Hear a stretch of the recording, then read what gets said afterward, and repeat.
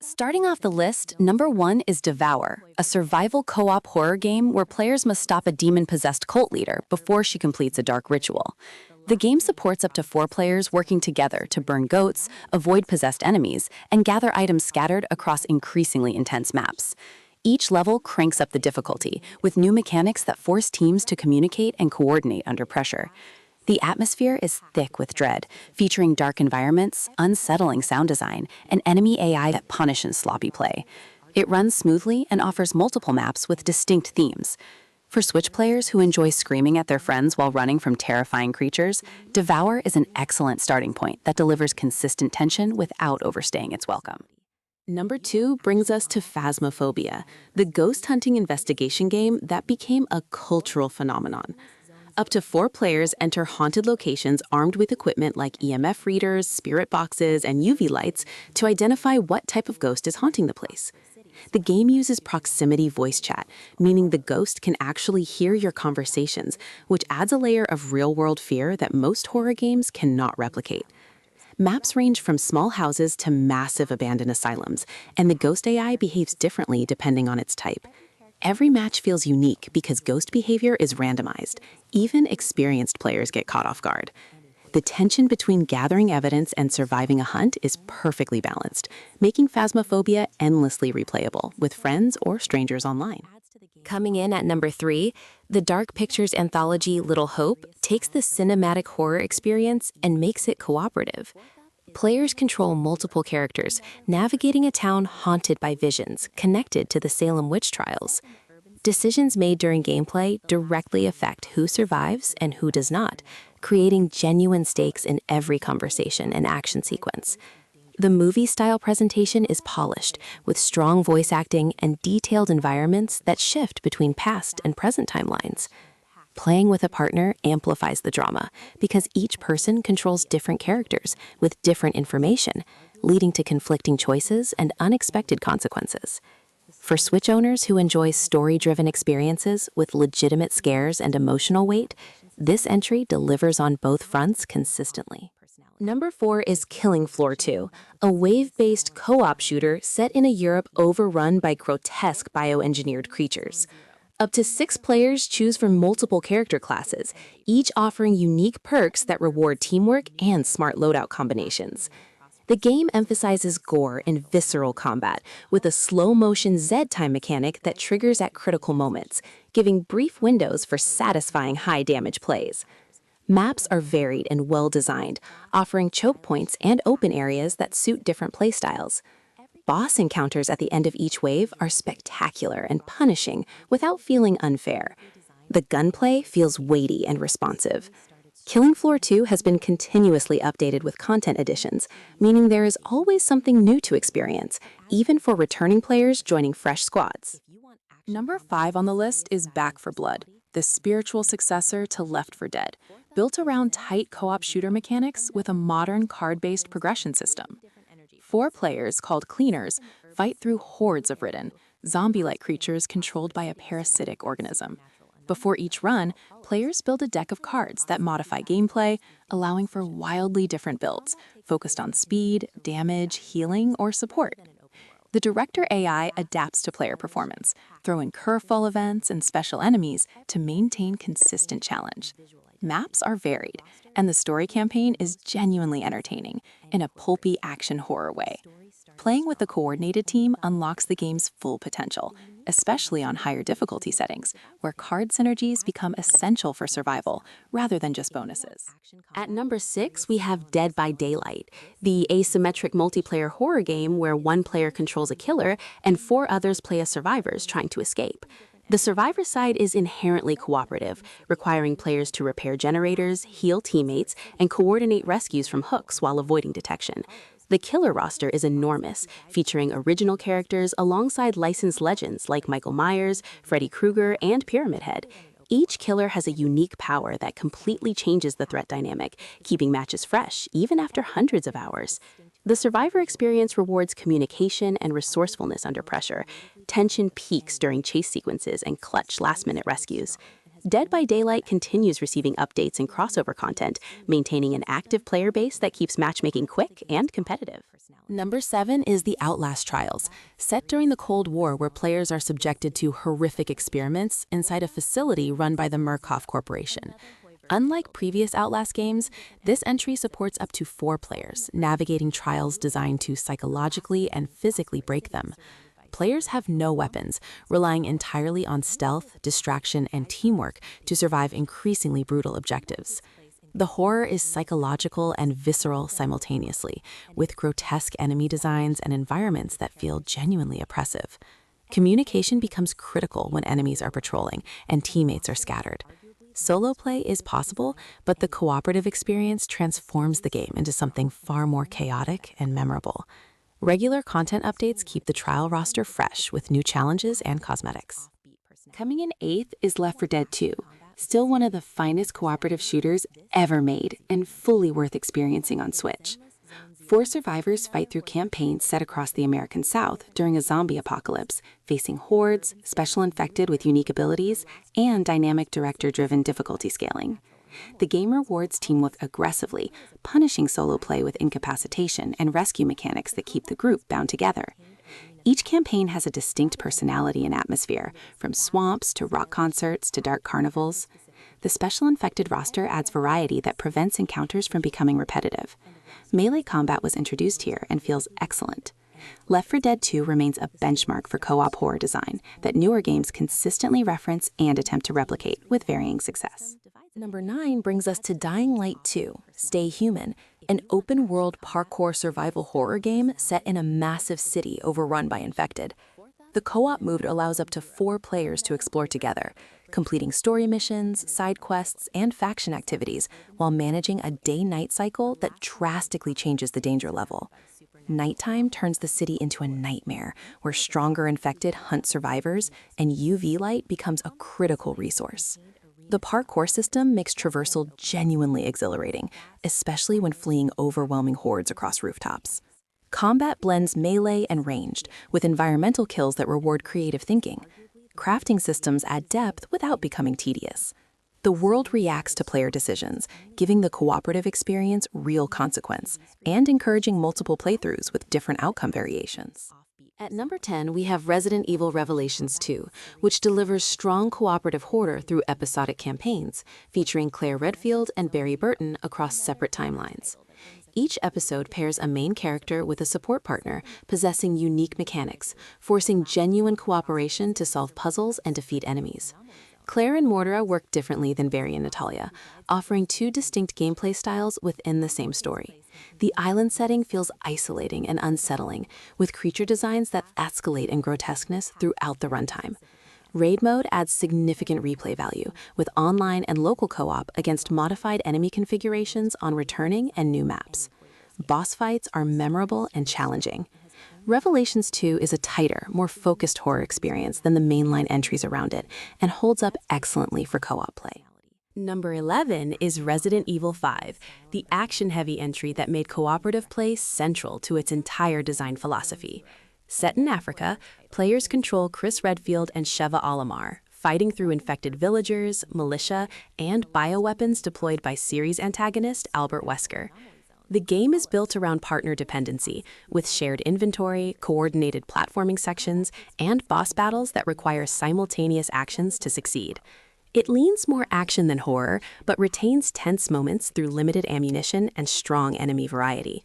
The campaign is one of the most memorable in the series for 2-player experiences specifically. Mercenaries mode provides addictive score-chasing co-op outside the main story.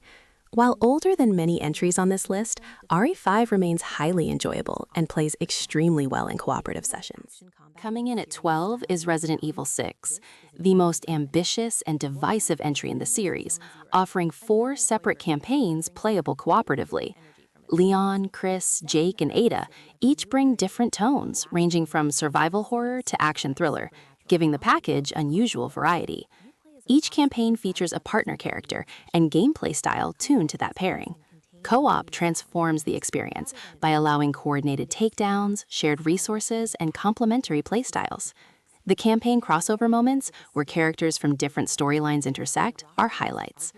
Boss fights are frequent, elaborate, and occasionally spectacular. RE6 is imperfect, but sprawling, offering an enormous amount of content for co-op players willing to engage with its systems fully. Playing through all 4 campaigns with a consistent partner is genuinely rewarding.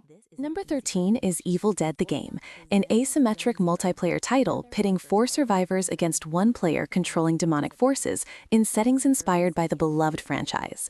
Survivors work cooperatively to find and use the Necronomicon pages, Kandarian dagger, and amulets, while the demon player corrupts the environment, possesses characters, and escalates attacks using a fear system. Character classes from the films are faithfully represented with accurate voice acting and abilities. The tension between survivor coordination and demon strategy creates consistently unpredictable matches. Maps are detailed with franchise-accurate locations. Updates added new maps, characters, and modes post-launch. For fans of asymmetric horror, or Evil Dead specifically, this is an enthusiastic and well-executed love letter that delivers both nostalgia and solid gameplay simultaneously. At 14 is World War Z Aftermath, the expanded version of the squad-based zombie shooter featuring massive horde encounters with thousands of enemies on screen simultaneously. Up to 4 players choose from multiple character classes and fight through global locations with cooperative objectives and escalating horde pressure. The sheer scale of zombie swarms creates moments of genuine panic as waves flood corridors and overwhelm defensive positions. Class synergies encourage team composition planning, and the upgrade system rewards regular play with meaningful progression. New content added post-launch includes new locations, perks, and the first-person option for players who prefer that perspective. The game runs well and maintains performance even during the largest horde sequences. It is straightforward, satisfying cooperative horror shooting without unnecessary complexity. Number 15 is Meet Your Maker, a build and raid game set in a post-apocalyptic world, where players construct death traps and then raid structures built by others.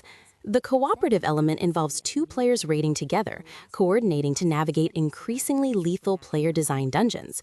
The horror comes from genuine unpredictability, since human-designed traps are far more creative and cruel than AI-generated content. Building mode rewards strategic thinking and sadism in equal measure. Raiding alongside a partner creates hilarious and terrifying moments as traps spring unexpectedly. The progression system ties raiding and building together, meaning all activity contributes toward meaningful upgrades. Meet Your Maker occupies a unique space in the cooperative horror genre by making players both the architects of fear and the ones experiencing it firsthand. Number 17 is the Texas Chainsaw Massacre, an asymmetric horror game built around the iconic 1974 film, where 3 killers hunt 4 survivors, across maps based on locations from the franchise. The survivor side is fully cooperative, requiring players to cut power, unlock gates, and coordinate escapes while avoiding detection from 3 simultaneously active killers. Family members have distinct abilities that complement each other, making coordinated killer play equally demanding. Map design rewards knowledge and punishes predictable routes. The sound system is critical, with noise generation attracting both killer attention and the family grandpa who wakes progressively to assist hunters. Character unlocks and perks provide meaningful build variety. Licensed horror games often disappoint, but this adaptation captures the specific dread of the source material with impressive fidelity. At number 18 is Aliens Fireteam Elite, a cooperative third-person shooter set in the Alien universe, where 3 players fight through waves of xenomorphs and synthetic enemies across campaign missions. Character classes include gunners, demolishers, technicians, and others, offering distinct playstyles that reward team composition variety. The game recreates the atmosphere of the Aliens film faithfully, with dark corridors, industrial environments, and the specific sound design that makes xenomorphs terrifying, even when expected. Horde waves escalate intelligently, mixing standard drones with warriors, runners, praetorians, and other variants that require tactical responses.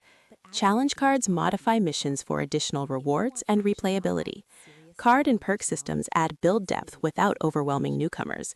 Aliens Fireteam Elite is one of the better licensed co-op experiences available and performs consistently throughout its campaign length. Number 19 is Redfall, the co-op open-world shooter from Arcane Studios set on an island overrun by vampires following a failed corporate experiment. Up to 4 players choose from unique heroes with supernatural abilities and work through a story campaign exploring the town of Redfall. The open-world design allows cooperative teams to approach objectives freely, clearing vampire nests, rescuing survivors, and pursuing faction storylines at their own pace.